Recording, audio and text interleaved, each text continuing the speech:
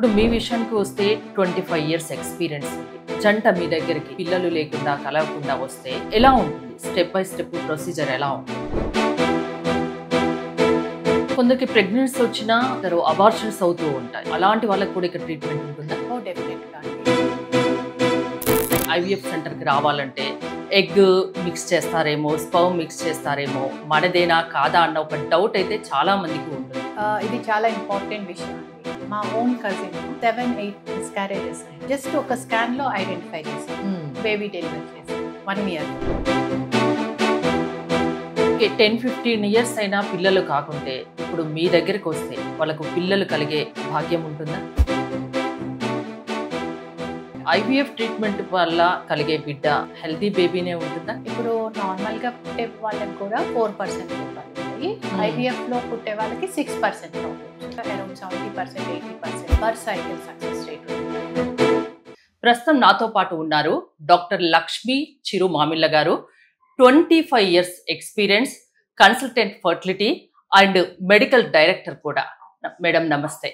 నమస్తే అండి. ఈ రోజు మీ దగ్గరికి రావడానికి కారణం ఏంటంటే అసలు బెస్ట్ ఐవీఎఫ్ సెంటర్ని ఎలా చూస్ చేసుకోవాలి అంటే చాలా ఉంటాయి, చాలా డౌట్స్ ఉంటాయి. ఐవీఎఫ్ సెంటర్కి రావాలంటే ఎగ్ మిక్స్ చేస్తారేమో, స్పర్మ్ మిక్స్ చేస్తారేమో, మనదేనా కాదా అన్న ఒక డౌట్ అయితే చాలా మందికి ఉంటుంది. ఆ డౌట్ క్లారిఫై చేయండి, అంటే ఎలా చూస్ చేసుకోవాలి? ఇది చాలా ఇంపార్టెంట్ విషయం అండి. ఫర్టిలిటీ ట్రీట్మెంట్కి వెళ్ళాలి అనుకున్నప్పుడు ఏమేం ఫ్యాక్టర్స్ చూస్ చేయాలా, దేని బట్టి వాళ్ళు ట్రీట్మెంట్ తీసుకోవాలా అనేది వాళ్ళకి చాలా డిఫికల్ట్ డెసిషన్, ఎవరికైనా, ఏ కపుల్కైనా. సో ఇది చాలా ఇంపార్టెంట్ టాపిక్. మనం ఏం చేయాలంటే ఫస్ట్ వాళ్ళు సక్సెస్ రేట్స్ ఎలా ఉన్నాయి, పబ్లిష్ చేసినవి కరెక్టా కాదా అనేది నిర్ధారణ చేసుకోవాలి. అలానే డాక్టర్ ఒక ఎక్స్పీరియన్స్ ఏంటి, వాళ్ళ success rates, clinic success rates ఏంటో చూడాలా. అట్లానే డాక్టర్ సక్సెస్ రేట్స్ కూడా ఇంపార్టెంటే. ఒకే క్లినిక్లో ఉన్నా కానీ ఎక్స్పీరియన్స్ని బట్టి, వాళ్ళ అప్రోచ్ని బట్టి సక్సెస్ రేట్స్ మారుతూ ఉంటాయి. సో డాక్టర్ సక్సెస్ రేట్స్ కూడా చూసుకోవాలా. క్లినిక్లో ఒక సక్సెస్ రేట్స్ ఏంటంటే వాళ్ళ ల్యాబ్ మెయింటెనెన్స్ దాన్ని బట్టి డిపెండ్ అవుతాయి. డాక్టర్ ఏంటంటే ఎక్స్పీరియన్స్ని బట్టి, వాళ్ళ అప్రోచ్ని బట్టి వేరీ అవుతూ ఉంటాయి. అట్లనే క్లినిక్లో సైకాలజిస్టులు ఉన్నారా, వాళ్ళు సపోర్టివ్గా ఉన్నారా లేదా, ట్రీట్మెంట్ అంతా క్లియర్గా స్ట్రైట్ ఫార్వర్డ్గా హెల్ప్ సపోర్ట్ ఉందా, సిస్టమ్ లేదా అనేది చూసుకోవాలా. అలానే ల్యాబ్లోకి వచ్చేస్తే ఎంబ్రియాలజిస్ట్, ఇన్ హౌస్ ఎంబ్రియాలజిస్ట్ ఉన్నారా లేదా, వాళ్ళ ఎక్స్పీరియన్స్డ్ అవునా కాదా, లేదా ఆ ఎంబ్రియో డెవలప్మెంట్ అది ఎట్లా మానిటర్ చేస్తున్నారు, ఎంబ్రియో క్వాలిటీ ఎలా వస్తుంది, ఇన్ హౌస్ క్వాలిటీ మేనేజ్మెంట్ జరుగుతుందా. అంటే ఈ ఇన్ఫర్మేషన్ అంతా ఎక్కడ దొరుకుతుంది మ్యామ్? వచ్చి చూసుకోవటం, ఆన్లైన్లో చూసుకోవటం, అంతకుముందు పేషెంట్స్ ఎవరైనా రివ్యూస్ ఎలా ఉన్నాయి. ఇప్పుడు ఏంటంటే ఎన్ని ట్రీట్మెంట్ స్టార్ట్ చేసినాం, ఎంత సక్సెస్ రేట్ వస్తుంది అనేది కొంచెం మాట్లాడుతూ ఉంటే తెలుస్తూ ఉంటుంది కదా. డాక్టర్తో వచ్చాయని కూడా మాట్లాడచ్చు. వాళ్ళ వెబ్సైట్లో వాళ్ళ కీ ఫ్యాక్టర్స్ ఏంటి కన్సిడర్ చేయడానికి. ఇప్పుడు ఏఆర్టీ ఫర్టిలిటీ క్లినిక్ వచ్చారనుకోండి, మెయిన్గా ట్రాన్స్పరెన్సీ, ఎథికల్ ప్రాక్టీస్, అట్లానే research based protocols, technology wise వచ్చేస్తే ఎంబ్రియాలజీ ల్యాబ్లో best technology in the world, plus embryologist ఒక ఎక్స్పీరియన్స్, వాళ్ళ ఒక మానిటరింగ్ సిస్టమ్. అబుదాబిలో సీనియర్ మోస్ట్ ఎంబ్రియాలజిస్ట్ ఉంటారు. వాళ్ళు ఏంటంటే ప్రతి క్లినిక్లో ఏం జరుగుతుంది, డే టు డే అప్డేట్స్ తీసుకొని మళ్ళీ ఏదైనా చిన్న చేంజెస్ ఉన్నా కానీ ఇంప్రూవ్ వైజ్ డైలీ మానిటర్ చేస్తారు. డైలీ మానిటర్ చేస్తారు అన్ని క్లినిక్స్, ఇండియాలో ఉన్న క్లినిక్స్ అన్ని. అండ్ అబుదాబి ఏంటంటే వరల్డ్ వైడ్గా చాలా రెప్యూటెడ్ ఇన్స్టిట్యూట్ అనమాట. అబుదాబిలో ఉన్న ART fertility clinic. Doctor Human Fatemi sir అని ఉన్నారు. ఆయన ప్రొఫెసరు అండ్ ఆయనకు కూడా 25-30 ఇయర్స్ ఎక్స్పీరియన్స్ ఉంది. రీసెర్చ్ వరల్డ్లో ఆయనకి చాలా పెద్ద పేరు ఉంది. సో ఆయన నాలెడ్జ్ని మనం ఇక్కడ ఇంప్లిమెంట్ చేసి మన పేషెంట్స్కి మనం ఎలా హెల్ప్ చేయాలనేది కూడా చూస్తున్నాం అనమాట. ఇవన్నిటి వల్ల ఏంటంటే ఏఆర్టీ ఫర్టిలిటీ క్లినిక్లో సక్సెస్ రేట్స్ ఎక్కువ ఉన్నాయి. ఎంతమంది హ్యాపీ పేషెంట్స్ ఉన్నారు? ఎన్ని వందల మందికి ఇక్కడ సంతాన భాగ్యం కల్పించారు? మనం స్టార్ట్ చేసింది ఒక 3-4 ఇయర్స్ బ్యాక్ ఇక్కడ హైదరాబాద్లో. సో అప్పటి నుంచి ట్రీట్మెంట్ చేసిన వాళ్ళందరిలో చూస్తే కనుక around 70%, 80% per cycle success rate ఉంది, per embryo transfer success rate. So అట్లా చూసుకుంటే చాలా బాగున్నట్టు అనమాట. వరల్డ్ వైడ్గా కూడా అది బెస్ట్ సక్సెస్ రేట్. మీరు యూరోప్లో కానీ యుఎస్లో కానీ చూసినా కానీ దీన్ని దాటేసిన వాళ్ళు ఎవరు లేరు. సో ఆ రకంగా ఇక్కడికి వచ్చిన పేషెంట్స్కి చాలా బెటర్ ట్రీట్మెంట్ వస్తూ ఉంటుంది.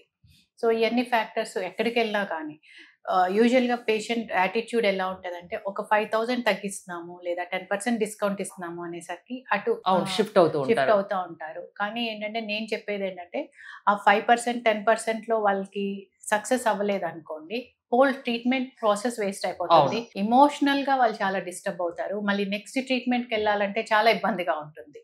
సో అలాంటి క్రిటికల్ డెసిషన్ తీసుకున్నప్పుడు ఇవన్నీ ఫ్యాక్టర్స్ ఎలా ఉన్నాయి ఆ క్లినిక్లో, ఒట్టి అమౌంట్ కాకుండా ఇవన్నీ ఫ్యాక్టర్స్ చూసుకొని ముందుకెళ్తే కనుక వాళ్ళకి డిసప్పాయింట్మెంట్ తక్కువ ఉంటుంది, ప్లస్ సక్సెస్ రేట్స్ ఎక్కువ ఉంటాయి. ఇప్పుడు మీ విషయానికి వస్తే 25 years ఎక్స్పీరియన్స్ ఉంది, senior IVF consultant, fertility consultant. ఒక జంట మీ దగ్గరికి పిల్లలు లేకుండా కలవకుండా వస్తే ఎలా ఉంటుంది? స్టెప్ బై స్టెప్ ప్రొసీజర్ ఎలా ఉంటుంది? ఒకళ్ళు వచ్చినప్పుడు మనం ఫస్ట్ అంతకుముందు ఏం ట్రీట్మెంట్ చేస్తున్నారు అనేది చూడాల్సి ఉంటుంది. ఎన్ని ఇయర్స్ నుంచి ట్రై చేస్తున్నారు, వాళ్ళకి అసలు ప్రాబ్లం ఏంటి అనేది ఫస్ట్ అప్రోచ్ ఉంటుంది అనమాట.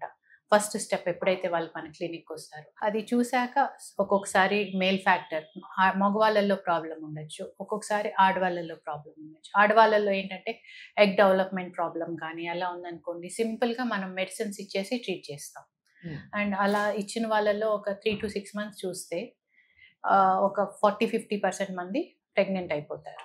సో అడ్వాన్స్డ్ ట్రీట్మెంట్స్ వాళ్ళకి ఏమి ఇవ్వము అనమాట. అట్లనే ఒకవేళ ఆ ప్రాబ్లంతో మేల్ ఫ్యాక్టర్ కూడా ఉందనుకోండి, వాళ్ళకి సింపుల్ ట్రీట్మెంట్ ఇస్తే అవ్వదు.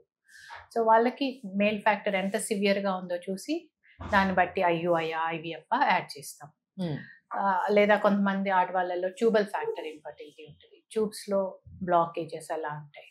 అలాంటప్పుడు వాళ్ళకి కూడా ఐవీఎఫ్ చేయాల్సి ఉంటుంది. కొందరికి ప్రెగ్నెన్సీ వచ్చినా ఏమంటారు అబార్షన్స్ అవుతూ ఉంటాయి, ప్రెగ్నెన్సీ నిలబడదు. అలాంటి వాళ్ళకి కూడా ఇక్కడ ట్రీట్మెంట్ ఉంటుందా?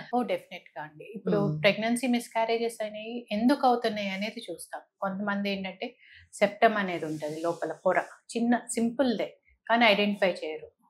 మా ఓన్ కజిన్ 7-8 మిస్క్యారేజెస్ అయినాయి. ఓకే, ఫైనల్ గా వాళ్ళు చెన్నైలో ఉండేవాళ్ళు, ఇక్కడికి వచ్చాక జస్ట్ ఒక స్కాన్ లో ఐడెంటిఫై చేసాం.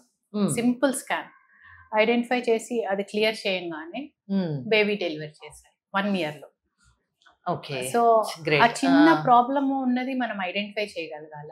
రకరకాల ప్రాబ్లమ్స్ ఉంటాయి మిస్క్యారేజెస్ కి, కానీ ఎక్కడ ప్రాబ్లం ఉంది అనేది మనం ఐడెంటిఫై చేసి కరెక్ట్ చేయగలిగితే ఆ ప్రాబ్లమ్ని అవాయిడ్ చేస్తాం. ఇలా చాలా 3-4 మిస్క్యారేజెస్ 7-8 మిస్క్యారేజెస్ వాళ్ళకి కూడా ప్రాబ్లమ్ ఐడెంటిఫై చేసి దాని ప్రకారం ట్రీట్ చేయడం వల్ల లైవ్ బేబీని ఇవ్వగలుగుతాం అనమాట. 10-15 years అయినా పిల్లలు కాకుంటే ఇప్పుడు మీ దగ్గరికి వస్తే వాళ్ళకు పిల్లలు కలిగే భాగ్యం ఉంటుందా? చాలా సార్లు ఏమవుతుందంటే వీళ్ళు ఒక డాక్టర్ నుంచి ఒక డాక్టర్ మూవ్ అవుతా 10 years 15 years గడిపేస్తారు.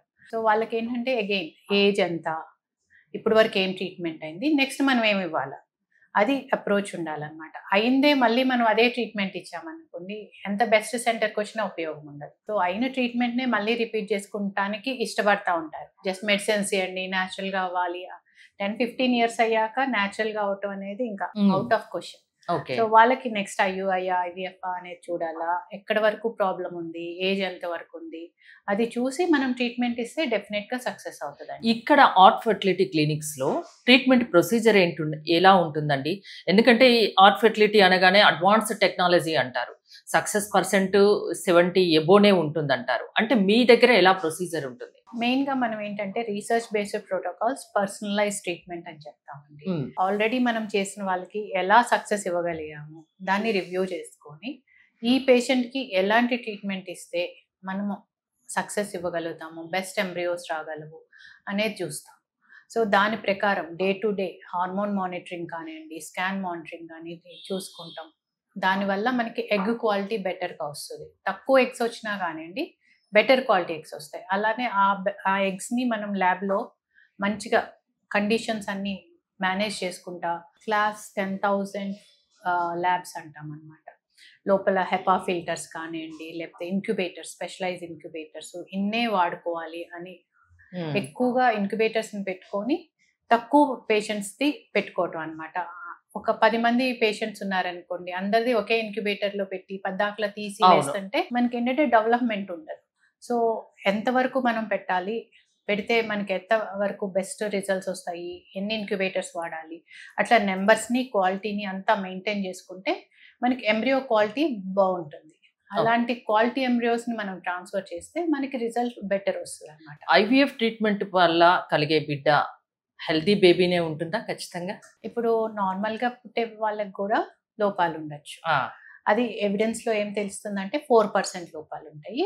ఐవీఎఫ్ లో పుట్టే వాళ్ళకి 6% ప్రాబ్లమ్స్ ఉంటాయి. అంటే ఐవీఎఫ్ వల్ల కలిగే బిడ్డను ముందుగా ఏమైనా లోపం ఉంటే గుర్తించే టెక్నాలజీ కూడా ఉంది కదా, జెనెటిక్ టెస్ట్ లేదో అంటారు కదా మేడం? అంటే ఇప్పుడు అది ఐవీఎఫ్ మూలంగా వచ్చే జెనెటిక్ ప్రాబ్లమ్స్ కాదు, క్రోమోజోమ్స్.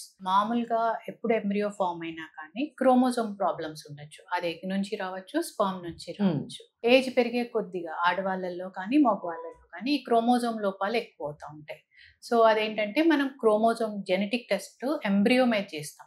ఎంబ్రియో మీద జెనెటిక్ టెస్ట్ చేసి అది నార్మల్ క్రోమోజోమ్ కౌంట్ ఉందా, అబ్నార్మల్ ఉందా అనేది టెస్ట్ చేసుకుంటాం. అబ్నార్మల్ ఉంటే మనం ఎంబ్రియోని ట్రాన్స్ఫర్ చేయం. మెయిన్ గా అంటే ఏమైనా జెనెటిక్ ప్రాబ్లం ఉంటే ముందుగానే గుర్తించవచ్చు ఐవీఎఫ్ అయితే. అంటే ఇది 2 రకాలు ఉంటదండి. జెనెటిక్ అనగానే క్రోమోజోమ్ ప్రాబ్లం ఉంటది, జీన్స్ లో ఫ్యామిలీ తరతరాలుగా వచ్చే జీన్స్ లోపాలు ఉంటాయి. క్రోమోజోమ్ ప్రాబ్లమ్ ని మనం ఐడెంటిఫై చేయొచ్చు. ఆ క్రోమోజోమ్ టెస్ట్ చేసేసి నార్మల్ గా ఉన్న క్రోమోజోమ్స్ అంటే 23 pairs ఆఫ్ క్రోమోజోమ్స్ అంటాం కదా, అవి నార్మల్ గా ఉంటే ఆ ఎంబ్రియోని ట్రాన్స్ఫర్ చేస్తాము. దాని వల్ల ఏంటంటే ప్రెగ్నెన్సీ ఛాన్సెస్ ఎక్కువ ఉంటాయి, హెల్దీ బేబీ కూడా పుట్టే అవకాశం హెల్దీ బేబీ ఉంటుంది. ప్లస్ ఏంటంటే మిస్కారేజ్ రేట్ తక్కువ ఉంటుంది. ఏజ్ ఎక్కువ ఉన్న వాళ్ళకి కూడా హెల్దీ బేబీ పుట్టే అవకాశం ఉంటుంది. సో సపోజ్ 35-40 ఉన్న వాళ్ళకి డౌన్ సిండ్రోమ్ బేబీ పుట్టే అవకాశం చాలా రిస్క్ ఎక్కువ ఉంటుంది. సో ఇలాంటి ఎంబ్రియో మనం క్రోమోజోమల్లీ నార్మల్ ఎంబ్రియో పెడితే ఆ డౌన్ సిండ్రోమ్ రిస్క్ అనేది మనం తగ్గిస్తాం. ఇప్పుడు అంటే మీ దగ్గర ఉన్న టెక్నాలజీ ఏంటండి ఆర్ట్ ఫెర్టిలిటీలో? ఇదే టెక్నాలజీ అండి, ఇదే వాడతాము. ప్లస్ జెనెటిక్ టెస్ట్ లో ఒకటి చేయడానికి మనకి హెల్దీ బేబీ కోసం. ప్లస్ ఏంటంటే జెనెటిక్ టెస్ట్ ఎవరంటే వాళ్ళు చేయలేరండి, అది ఎక్స్పీరియన్స్ ఉండాలా ప్లస్ కరెక్ట్ టెక్నిక్ లో చేయాలా. లేకపోతే ఏంటంటే ఎంబ్రియో డెవలప్మెంట్ లో ఎఫెక్ట్ రావచ్చు, లేకపోతే మిస్కారేజెస్ ఎక్కువ. అంటే దానికి ఎలాంటి ఎక్స్పీరియన్స్ ఉండాలి? అంటే ఎంబ్రియాలజిస్టే, కాకపోతే ప్రాపర్ గా ట్రీట్ చేసే ఎంబ్రియో ప్రాపర్ గా ఆ టెక్నిక్ ని చేసే వాళ్ళు కావాలన్నమాట. అందరికీ ఆ ఎక్స్పీరియన్స్ ఉండదు. ప్లస్ లేజర్ టెక్నాలజీ యూజ్ చేస్తాం. ఆ లేజర్ కూడా ఎంత షార్ట్ ఇవ్వాలా, ఎంతసేపు ఇవ్వాలా, ఎంతసేపు ఇస్తే ఎంబ్రియో ఎఫెక్ట్ కాదు, ఇవన్నీ ఏంటంటే చాలా జాగ్రత్తగా చెక్ చేసుకోవాల్సిన ప్రొసీజర్ అన్నమాట. అట్లనే మీరు ఇందాక అన్నారు జెనెటిక్ లోపాలని. కొంతమందికి మీరు వినుంటారు కదా, హీమోఫీలియా అని, లేకపోతే థాలసీమియా అని, ఇలాంటి ప్రాబ్లమ్స్ ఫ్యామిలీలో రన్ అవుతుంటే వాళ్ళకి ఏ జీన్ లోపం ఉంది అనేది మనం ఐడెంటిఫై చేస్తాం. ఐడెంటిఫై చేసి ఎంబ్రియోలో ఆ జీన్ లేకుండా మనం కనుక ఎంబ్రియో ట్రాన్స్ఫర్ చేస్తే ఆ పుట్టే బేబీ ఇంత టెక్నాలజీ ఉందా? సికిల్ సెల్ డిసీజ్ కానీ థ్రాంబోఫిలియా కానీ మనం కంప్లీట్ గా అవాయిడ్ చేయొచ్చు. సో ఆ రకంగా కూడా మనకి టెక్నాలజీ. మామూలుగా నార్మల్ గా కన్సీవ్ అయితే అలాంటి లోపాలు ఉన్న విషయం తెలియదు. ఈ ఐవీఎఫ్ ద్వారా మీరు అవన్నీ చూసి హెల్దీ బేబీ పుట్టడానికి అన్ని రకాల జాగ్రత్తలు తీసుకుంటారు. అంటే అందరికీ అవసరం లేదండి టెక్నాలజీ అనేది. ఫ్యామిలీ హిస్టరీని బట్టి మీరు కేర్ తీసుకుంటారు. ఫ్యామిలీ హిస్టరీని బట్టి చూస్తాము, ఏజ్ ని బట్టి చూస్తాము, ప్రీవియస్ ట్రీట్మెంట్స్ ఏమైనాయి, రిపీటెడ్ ఒక్కొక్కసారికి 3-4 సైకిల్స్ నెగటివ్ వస్తాయి, లేదా ఏజ్ ఎక్కువ ఉంటది, వాళ్ళకి డెఫినెట్ గా ఇలా చేయటం వల్ల ఉపయోగం ఉంటుంది. ఆర్ట్ ఫెర్టిలిటీ క్లినిక్స్ కి రావాలి అనుకునే వాళ్ళకి ఏం చెప్తారు మేడం? అంటే వరల్డ్ వైడ్ గా సెంటర్స్ ఉన్నాయి, ఆల్ మెట్రో సిటీస్ లో ఉన్నాయి, మన హైదరాబాద్ లో, బంజారా హిల్స్ లో, జూబ్లీ హిల్స్ లో ఉన్నాయి. ఎలాంటి వాళ్ళు మిమ్మల్ని అప్రోచ్ అవ్వచ్చు? అంటే పిల్లలు కలగట్లేదు, ఇబ్బంది వస్తుంది అనే వాళ్ళు ఎవరైనా కానీ అప్రోచ్ అవ్వచ్చు. వాళ్ళకి ఏంటంటే మనము ప్రామిస్ చేసేది transparent treatment, ethical treatment, to the point, minimal. Transparency అంటే నాకు ఒకటి చిన్న డౌట్ మ్యామ్. అంటే ఐవీఎఫ్ సెంటర్ లో ల్యాబొరేటరీలో ఏం జరుగుతుందో ఇక్కడికి వచ్చి ట్రీట్మెంట్ తీసుకున్న వాళ్ళకి ఏం జరగదు, అంటే ఏం తెలియదు. అట్లాంటి వాళ్ళకి మీరు ఏం చెప్తారు? ట్రాన్స్పరెన్సీ అంటే వాళ్ళు ఎలా నమ్మేది? ట్రాన్స్పరెన్సీ అంటే ఇప్పుడు బేసిక్ గా ఏం ట్రీట్మెంట్ చేస్తున్నాము, ఎంత రిజల్ట్స్ వస్తాయి అనేది చెప్పడం ఒక వైపు నుంచి చూస్తే, రెండో వైపు ల్యాబ్ లో ఏం జరుగుతుంది అనేది. ల్యాబ్ లో జరిగేటప్పుడు ఒకటి విట్నెసింగ్ చాలా ఇంపార్టెంట్. చాలా మందికి ఏంటంటే లోపల అయ్యేది ఏమిటి, ఎవరు ఎంబ్రియో వాడతారు, ఎవరు స్పర్మ్ వాడతారు, ఎగ్ వాడతారో తెలియదు అని చాలా అపోహ, భయం ఉంటాయి పేషెంట్స్ లో. సో దాన్ని అవాయిడ్ చేయడానికి డబుల్ విట్నెసింగ్ అనే టెక్నాలజీ అనేది వాడతాం అనమాట. 2 ఎంబ్రియాలజిస్టులు నేమ్ చెక్ చేసుకొని ఓకే వైఫ్ అండ్ హస్బెండ్ అనుకుని కన్ఫర్మ్ చేసుకున్నాకే ఏ ప్రొసీజర్ అయినా ఆ స్పర్మ్ మీద ఎగ్ మీద చేయటం. రెండోది ఆర్ఐ విట్నెసింగ్ అంటాం అనమాట. దాంట్లో ఏంటంటే టెక్నాలజీ ఆర్టిఫిషియల్ ఇంటెలిజెన్స్ ద్వారా ద్వారా ఇద్దరిది మ్యాచ్ చేస్తాము. సో అది ఎప్పుడు మనం ఏం ప్రొసీజర్ చేసినా కానీ అది కరెక్టా కాదా అనేది చెక్ చేస్తాం. చెక్ చేసి ఓకే అది కన్ఫర్మ్ చేసినాకే మనం ఏ ప్రొసీజర్ అయినా ఫర్దర్గా మూవ్ చేస్తాం అనమాట. ఆర్ట్ ఫెర్టిలిటీ క్లినిక్స్కి వస్తే అసలు కళ్ళు మూసుకొని ట్రీట్మెంట్ చేసుకోవచ్చు అంతేనా? డెఫినెట్గా ఎలాంటి భయాలు అవసరం లేదు. భయాలు అసలు అవసరం లేదు. ఎలాంటి ప్రాబ్లం ఉన్నా కూడా ఇక్కడ పిల్లలు లేని వాళ్ళకి ఒక సొల్యూషన్ దొరుకుతుంది. వాళ్ళు తల్లిదండ్రులు అయ్యే అవకాశం ఉంటుంది. 70 to 80% సక్సెస్ రేట్ ఉంది కాబట్టి అంతేనా మ్యామ్? యా డెఫినెట్ గా వాళ్ళకి ఎలాంటి సంకోచం లేకుండా రావచ్చు. ప్లస్ అట్లీస్ట్ వాళ్ళకి ఏంటి ప్రాబ్లమో ఎలా ట్రీట్ చేస్తే వాళ్ళు పేరెంట్స్ అవ్వచ్చు అనేది ఆన్సర్ దొరుకుతుంది. Thank you ma'am. పిల్లలు లేరని అసలు బాధపడిన అవసరం లేదు. ఎలాంటి భయాలు పెట్టుకోవద్దు. దాని గురించి ఆలోచిస్తూ బాధపడిపోవడం అవసరం లేదు. ఒకసారి ఆర్ట్ ఫెర్టిలిటీ క్లినిక్స్కి వచ్చి ట్రీట్మెంట్ చేయించుకొని చూడండి. మీకు ఇక్కడ ట్రీట్మెంట్ చేయించుకోవాలి అనుకుంటే స్క్రీన్ పై స్క్రోల్ అవుతున్న నెంబర్స్ కాల్ చేసి కాంటాక్ట్ అవ్వండి. చూస్తూనే ఉండండి సుమన్ టీవీ.